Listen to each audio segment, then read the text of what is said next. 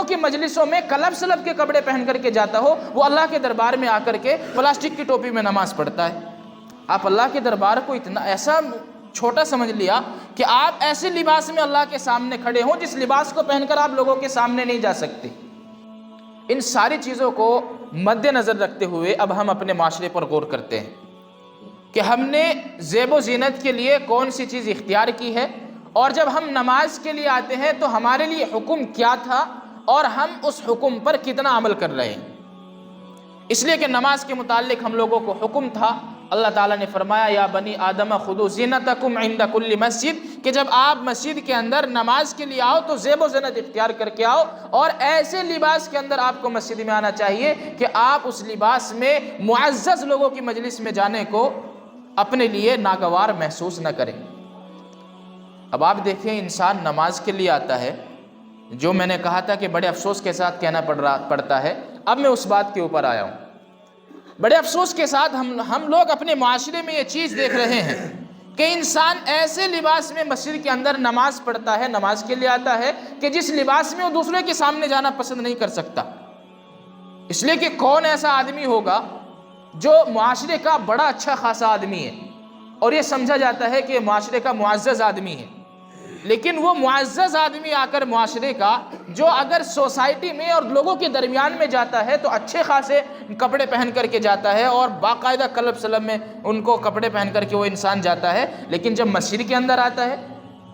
وہ کیا کرتا ہے؟ مسجد کے اندر جو پلاسٹک کی یا ایسی کپڑے وغیرہ کی ٹوپی رکھی ہوتی ہیں، آتا ہے سر پہ رکھتا ہے، نماز پڑھتا ہے جلدی اور فوراً نکل جاتا ہے۔ جو انسان، جو معزز آدمی، آپ اندازہ لگائیں کہ جو لوگوں کی مجلسوں میں کلب سلب کے کپڑے پہن کر کے جاتا ہو، وہ اللہ کے دربار میں آ کر کے پلاسٹک کی ٹوپی میں نماز پڑھتا ہے۔ اب آپ یہ بتائیں، یہی آدمی اگر لوگوں کی مجلس میں اور معزز لوگوں کی مجلس میں اپنے مہمانوں کے سامنے پلاسٹک کی ٹوپی میں جانا گوارا کرے گا؟ کیا انسان پلاسٹک کی ٹوپی میں جانا اپنے سسرال والوں کے سامنے، جس کی شادی نہ ہوئی ہو، اس کے سامنے جانا گوارا کرے گا؟ اگر ایسا انسان اپنی جس کی شادی نہیں ہوئی ہے، جس نوجوان کی، اگر وہ پلاسٹک کی ٹوپی اوڑھ کر کے اپنے سسرال میں جائے گا تو یاد رکھنا وہ رشتہ بھی ٹوٹ جائے گا۔ آپ اللہ کے دربار کو اتنا ایسا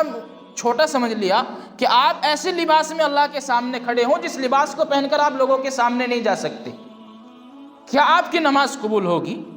کیا ہماری نماز اللہ تبارک و تعالیٰ کے دربار تک پہنچے گی؟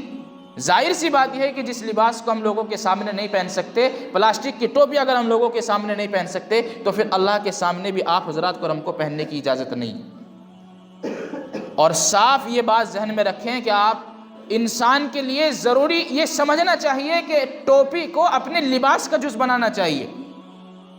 بھلا ایسا مسلمان کیسے ہو سکتا ہے جو ایک سنت کو چھوڑ کر خلاف سنت کام کرے؟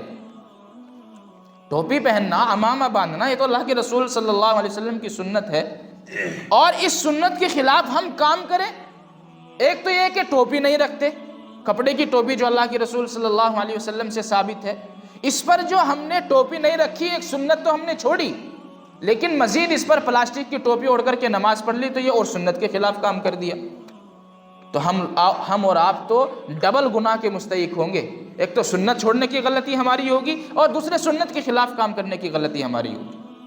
تو یہ بات صاف طور پر ذہن میں رکھیں کہ کوئی بھی آدمی پلاسٹک کی ٹوپی میں نماز مسجد کے اندر نہ پڑھے۔